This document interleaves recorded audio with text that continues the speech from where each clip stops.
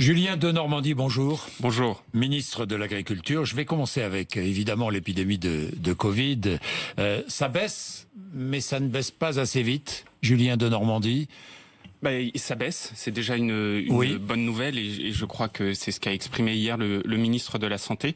Surtout, ce qu'il faut voir, c'est la vaccination qui augmente. Oui. Et c'est ça qui est extrêmement important parce qu'on le sait tous, la sortie et la lumière au bout de ce tunnel très sombre qui est la crise de la Covid, c'est la vaccination. Et je crois qu'il faut continuer tous ces efforts qui sont faits pour pouvoir être le plus rapidement possible tous vaccinés. Sauf que il y a des choses qu'on ne comprend pas très bien. Pourquoi est-ce qu'il y a une rentrée scolaire lundi prochain, ou non pas lundi prochain, lundi d'après, le 3 mai, lundi prochain pour les primaires. Pourquoi est-ce qu'il n'y a pas une priorité à la vaccination donnée aux enseignants et au personnel qui travaillent dans les écoles? Pourquoi? Je crois qu'il faut vraiment... J'ai vu que 79% des Français le demandaient. Oui, mais je crois qu'il faut vraiment le faire avec méthode et suivre l'avis des scientifiques.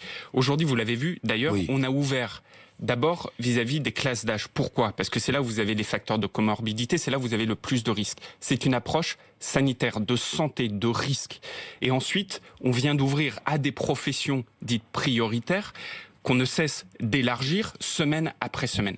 Donc les scientifiques, dans le cadre des discussions que nous avons avec eux, mettent en place ces priorités de vaccination. Et je crois que c'est très important d'avoir cette approche scientifique. Sont eux sanitaire. qui décident donc. Non, à la fin, c'est le politique qui décide. Mais c'est bien normal que le politique prenne conseil et prenne avis au regard des recommandations des scientifiques. C'est certain, mais il faut prendre en compte aussi l'inquiétude des parents. Mais je crois et l'inquiétude des enseignants. Et l'inquiétude des personnels qui travaillent dans les écoles. Et on ne cesse de l'apprendre. Et je peux vous dire que tout le monde partage ces inquiétudes. Moi, je suis père de famille, j'ai 4 enfants, ils retournent à l'école. Donc je partage les mêmes inquiétudes que les uns et les autres de nos concitoyens. Maintenant, cette approche, elle doit être faite avec rigueur et faite sur des bases scientifiques. Et deuxièmement, j'insiste dessus, le président de la République l'a redit hier.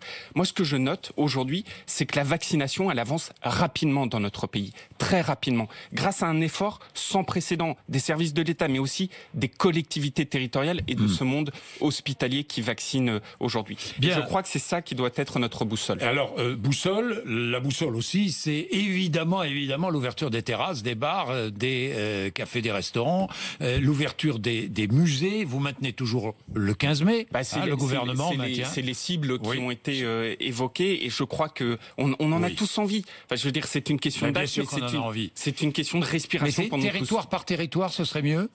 Vous qui connaissez bien la France, je crois que ce qu'a dit le ministre de la Santé hier, qui est justement cette approche territorialisée est pleine de bon sens. Parce qu'on voit bien que sur nos territoires, l'épidémie n'a pas la même vitesse, n'a pas la même dynamique. Et donc ces approches pragmatiques qu'on essaye d'avoir depuis le début de la gestion de crise me paraissent de bon sens. Avec aussi une levée rapide des restrictions de déplacement, j'ai vu cela également. Est-ce qu'on pourra se déplacer pour le week-end de l'Ascension? Ça, je n'ai pas 13, 14, 15, 16 mai. Je n'ai aucune information dessus. Conseil de défense. Il y a un conseil de défense sanitaire encore ce matin, et c'est évidemment au ministre de la Santé, au Premier ministre de s'exprimer dessus. En revanche, il y a un point sur lequel vous devez avoir des informations, c'est le chèque alimentaire promis par Emmanuel Macron. Promesse qui date du mois de décembre. Du mois de décembre. Oui. Alors, où en est-on, Julien Denormandie? Aujourd'hui, on n'a pas finalisé le travail. Il ne faut pas mélanger vitesse et précipitation. Pourquoi? De quoi parle-t-on? Dans notre pays, il y a à peu près 8 millions de Français qui subissent une inégalité nutritionnelle. Et je dis bien nutritionnelle, c'est très important. Ça veut dire quoi? Ça veut dire qu'il faut leur donner accès à plus de produits de qualité, des produits de saison, des produits frais, des produits locaux. C'est 8 millions de personnes d'un côté. De l'autre côté, la promesse du président de la République, c'est de dire, pour accompagner nos concitoyens qui ont cette inégalité, qui subissent cette inégalité nutritionnelle, mettons en place un chèque alimentaire. Ça veut dire quoi? Ça veut dire, participons au financement de leur achat alimentaire pour leur donner plus accès à ces produits frais, à ces produits locaux, à ces produits de saison. Inutile de vous dire que c'est des enjeux financiers qui sont assez importants, voire très importants. Et troisième élément, c'est comment on organise tout ça. Il suffit pas de dire on fait un chèque alimentaire. Le chèque alimentaire, qu'est-ce que c'est? Où est-ce que vous pouvez l'utiliser? Dans quel magasin? Est-ce que c'est aussi sur les marchés? Les questions que j'allais vous poser. Et enfin, dernier élément, comment vous structurez la filière agroalimentaire derrière? Formidable. Et donc c'est vous ça. posez les questions que j'allais vous poser, Julien de Normandie. Ça tombe bien. Donc attendez, nous sommes en avril. Fin avril, Monsieur Bourdin, ça date de décembre. Mais attendez, non mais arrêtons une seconde. Bon, ça fait 3 mois. Ça fait 3 mois. 3 mois. Ça fait 3 mois pendant lesquels vous avez avancé. Je crois qu'on peut dire qu'on n'a pas chômé une alors, minute. Vous avez avancé. Et on a profondément avancé. Alors combien de personnes seraient concernées? 8 millions. Mais alors aujourd'hui, la base. Le nombre de personnes dans notre pays concernées par cette inégalité nutritionnelle, c'est à peu près 8 millions de personnes. Bon, 8 Moi, millions. ma priorité, pour être très concret, parmi eux, ce sont les jeunes, les 18-25 ans, à peu près 1 million de personnes. 1 million de personnes, donc, de nos jeunes de 18-25 ans. Le chèque alimentaire réservé, dans un premier temps, aux 18-25 ans. C'est des schémas, des propositions qui sont sur la table. On est en train de finaliser tous ces travaux. On le fait avec professionnalisme. Moi, je suis pas dans les d'annonce. Oui. Et donc, oui, moi, je trouve que l'une des priorités serait de pouvoir, dans un premier temps, le proposer aux jeunes de 18 à 25 ans, ils sont plus d'1 million à être en inégalité nutritionnelle. Donc un chèque alimentaire pour les 18-25 ans, ce serait une première étape. Par exemple. Combien? Quel montant? Autour, moi je vois les propositions ici ou là, autour de 50 € par mois. Ça fait partie des possibilités. Pourquoi 50 €? Parce qu'on se rend compte qu'aujourd'hui, c'est probablement ça qui vous permet d'avoir accès sur un panier alimentaire moyen, notamment pour les étudiants, d'avoir accès à ce coup de pouce qui vous permet d'avoir accès à ces produits frais, ces produits. Ce serait mensuel et combien de temps? Mais tout ça, Monsieur Bourdin, c'est en cours de discussion. Donc je vais pas vous pouvez me triturer sur tous les détails. C'est en cours de discussion. Je vois l'ébauche. L'ébauche de votre travail. Je vois réservé aux 18... Vous savez, ça fait 3 mois. C'est plus que l'ébauche. Non, mais ça fait 3 mois qu'on travaille donc, dessus. réservé aux 18-25 ans dans un premier temps, un chèque à peu près de 50 €. Tout ça est en cours de discussion, encore une fois, Monsieur Bourdin. Bon, et qu'on pourrait utiliser où? C'est une grosse question. Parce que l'utiliser, par exemple, dans un magasin de produits de qualité, de produits bio, etc., c'est assez simple à organiser. L'utiliser dans un supermarché, c'est déjà plus compliqué.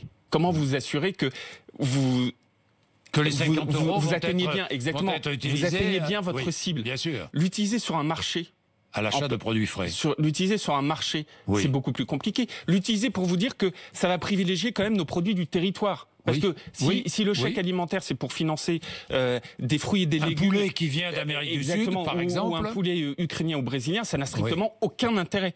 Et donc, c'est facile à dire. Comment vous l'organisez concrètement, mécaniquement, techniquement? Voilà. Et tout ça, pour moi...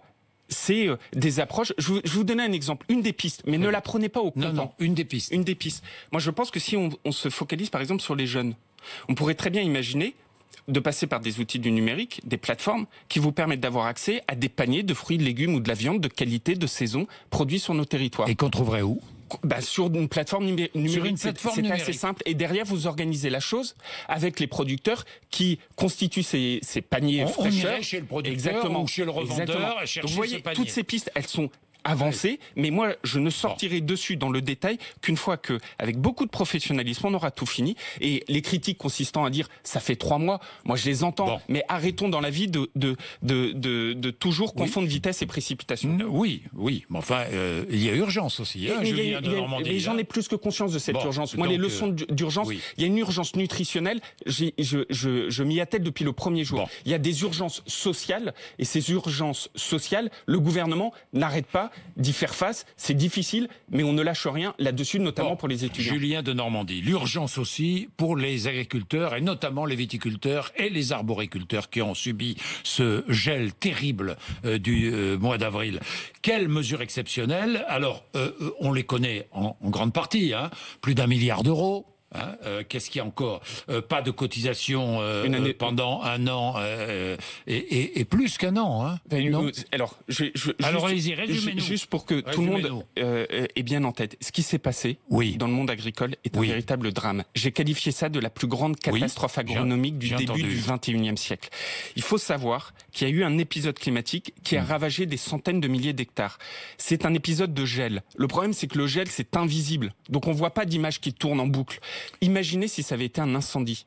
Or, le gel a exactement la même conséquence que l'incendie. C'est-à-dire que, en l'espace de quelques heures, on a des centaines de milliers d'hectares de vignes, d'arbres fruitiers, de grandes cultures qui sont dans notre pays partis en fumée. Mais chez Abricot, moins 60% de production cette année. Vous allez dans la Drôme, dans l'Ardèche. Oui, on est à 80 ou 100%. 80 à 100%. Sur les territoires qui vous sont chers, il y a des arbres fruitiers ravagés toute la récolte. Face à ça, qu'est-ce qu'on fait?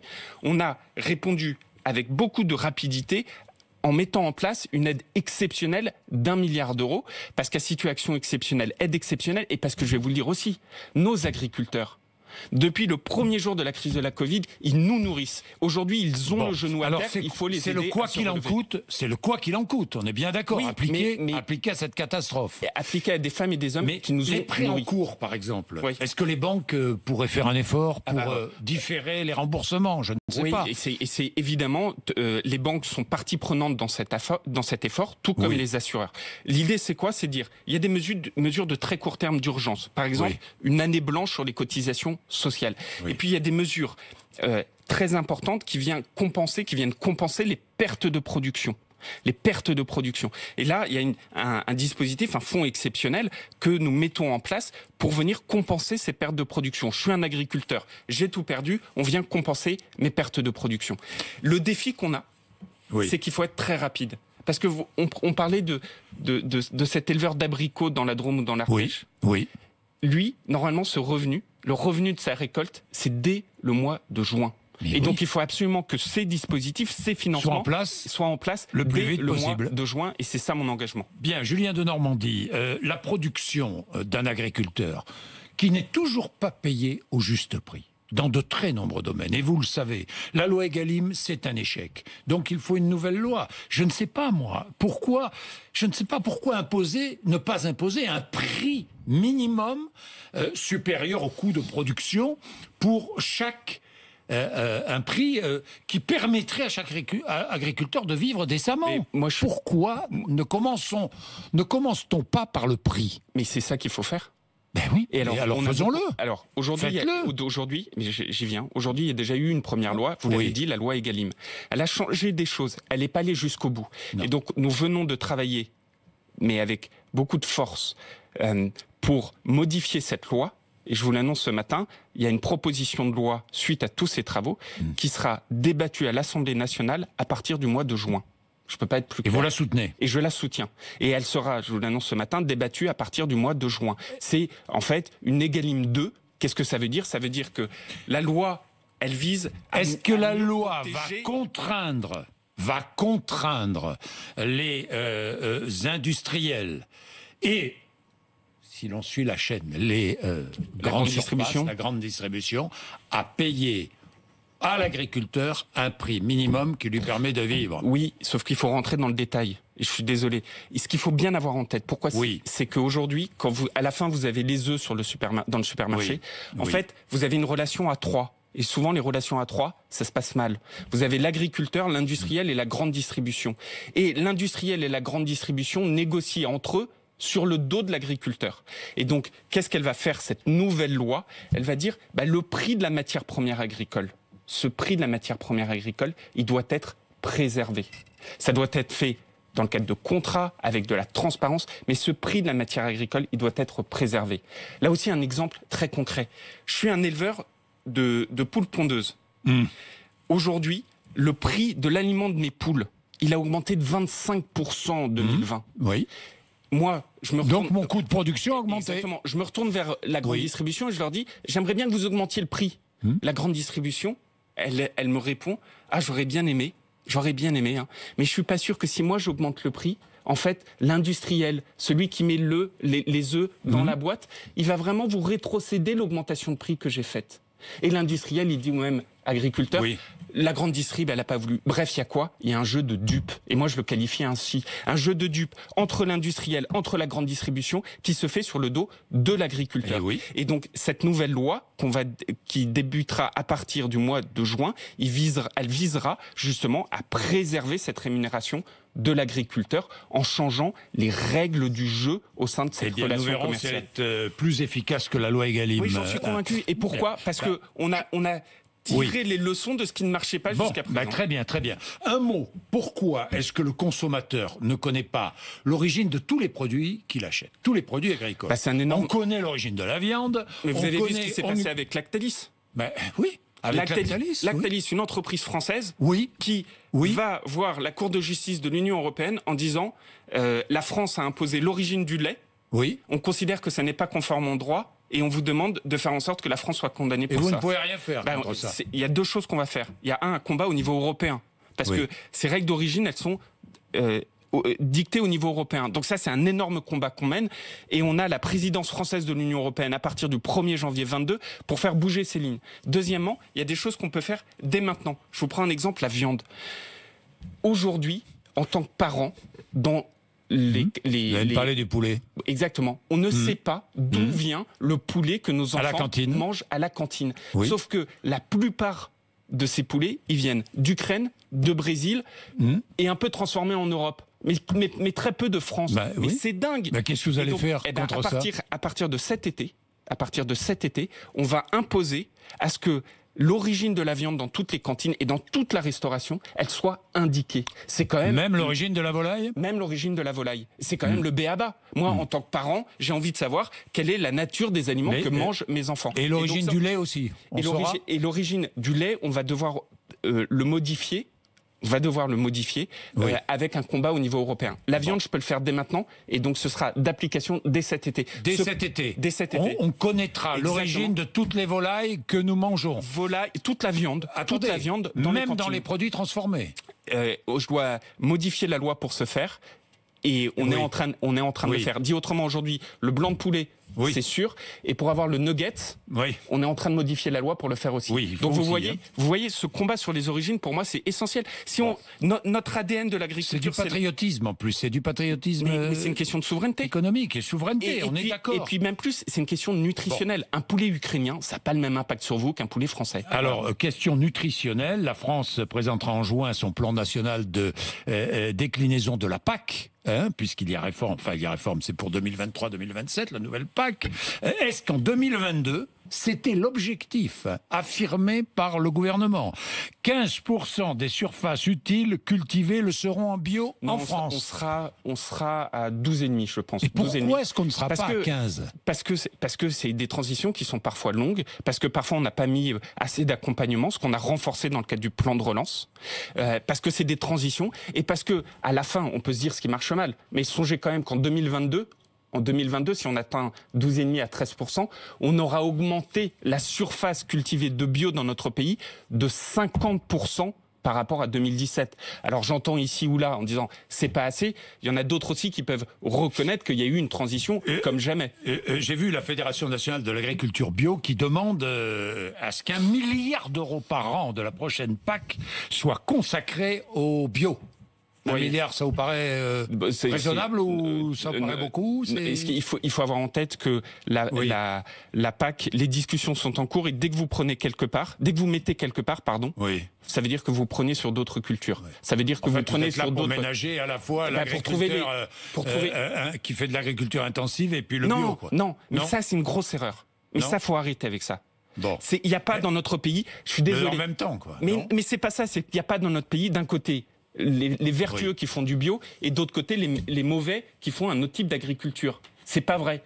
Dans notre pays, on a une multitude d'agricultures. Un éleveur dans les territoires que vous connaissez si bien, qui n'est pas en bio, mais qui a une prise vis-à-vis de son territoire très profondément ancré dans l'environnement, qui n'est pas bio. Lui, c'est quoi un agriculteur de grande culture qui aujourd'hui fait ce qu'on appelle l'agriculture de conservation, c'est-à-dire qu'il ne retourne pas le sol pour préserver le sol. C'est quoi? C'est aussi quelqu'un qui agit pour l'environnement. Les agriculteurs qui font de la haute valeur environnementale, Haute valeur environnementale, c'est quoi? C'est des gens qui prennent soin de l'environnement. Et moi, je voudrais qu'on arrête avec ces sujets-là, parce qu'aujourd'hui, on est quoi? On est en train d'opposer l'environnement et l'agriculture. C'est absurde. Les agriculteurs, ils vivent de l'environnement. Donc arrêtons ce simplisme blanc ou noir. J'ai une dernière question à vous poser, Julien de Normandie. Et là, on va quitter l'agriculture. Vous avez été ministre du Logement. Vous avez vu... Moi, j'ai été marqué vraiment par les propos de cette mère de famille adressée, oui, à Emmanuel Macron. J'ai mon fils de 8 ans qui m'a demandé si le prénom Pierre existait. Ça vous a marqué vous aussi, évidemment. Alors j'ai une question toute simple. Qui détient la solution pour permettre à Pierre et Mohamed de vivre ensemble? Qui? Raisonner en père ou en mère de famille. Parce que le débat qui a eu lieu, c'est pour créer de la mixité sociale, il faut éviter il faut permettre à chacun d'aller vivre dans les mêmes endroits en commun. Et donc ça renvoie notamment à toutes ces politiques de logements sociaux. Qui ont été profondément rénovés. On a beaucoup investi. D'ailleurs, il y a des critiques dessus en disant est-il nécessaire d'investir? Aujourd'hui, Pierre et Mohamed ne vivent pas dans le même quartier. Exactement. Et donc, de moins en moins. Au-delà de l'approche du logement, la vraie question, c'est de raisonner en père de mère et mère de famille. Pourquoi aujourd'hui vous y allez habiter dans un quartier ou pas? Pour 2 raisons principales. La sécurité et l'école. Oui. La sécurité et l'école. Et donc, quand on dit on met le paquet sur la sécurité et l'école, tout simplement parce que si vous êtes parent et que vous voulez aller vivre dans un endroit, ce sont les 2 premières choses que vous regardez. Et si on veut qu'il y ait plus de mixité dans nos quartiers, au-delà des efforts qu'on fait sur le logement, et c'est l'ancien ministre du Logement de la Ville qui le dit, et je me suis beaucoup battu pour ça, les 2 priorités qu'on doit faire, c'est la sécurité et l'école. Et quand je vois qu'on a dédoublé les classes, quand je vois qu'on recrute massivement les policiers, quand je vois qu'on fait tout ça, ça va dans le bon sens. Après, c'est des années de retard. Et c'est ces 2 axes-là qui seront les garants de cette mixité. Bien, merci Julien de Normandie d'être venu nous voir. 8h55, RMC BFM TV.